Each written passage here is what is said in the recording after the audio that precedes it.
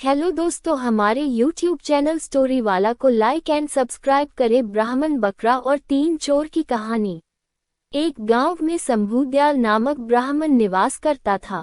एक बार वह हवन आदि करने एक यजमान के घर गया। उस यजमान द्वारा हवन संपन्न हो जाने के उपरांत यजमान द्वारा उसे एक बकरा दिया गया।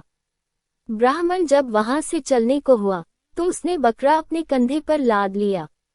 बकरे को कंधे पर लादे ब्राह्मण चला जा रहा था। मार्ग में 3 ठगों ने उसे बकरे के साथ देखा तो बकरा हथियाने की योजना बनाने लगे। योजनानुसार तीनों ठग ब्राह्मण के मार्ग पर थोड़ी थोड़ी दूर में खड़े हो गए। जब ब्राह्मण पहले ठग के पास से गुजरा तो वह ठग बोला, पंडित जी, ऐसा अनर्थ तो पहली बार देखा कि एक ब्राह्मण अपने कंधे पर कुत्ता लादे ले जा रहा है।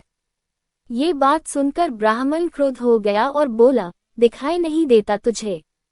ये कुत्ता नहीं, बकरा है।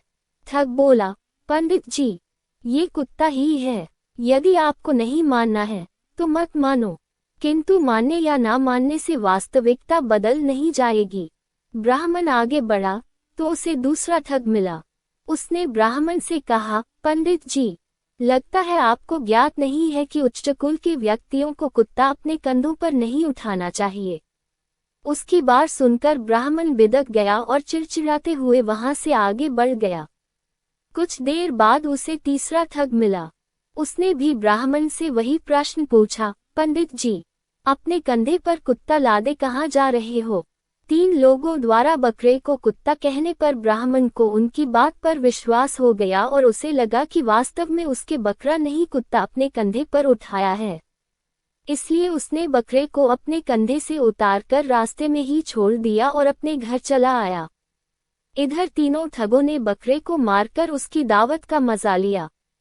शिक्षा: एक झूठ यदि बार बार कहा जाए तो वह सच लगने लगता है। अतः सच झूठ की पहचान करने अपनी पूरी समझ का इस्तेमाल करें। स्वयं पर इतना विश्वास रखें कि कोई दूसरा आपकी मति भ्रष्ट न कर सके।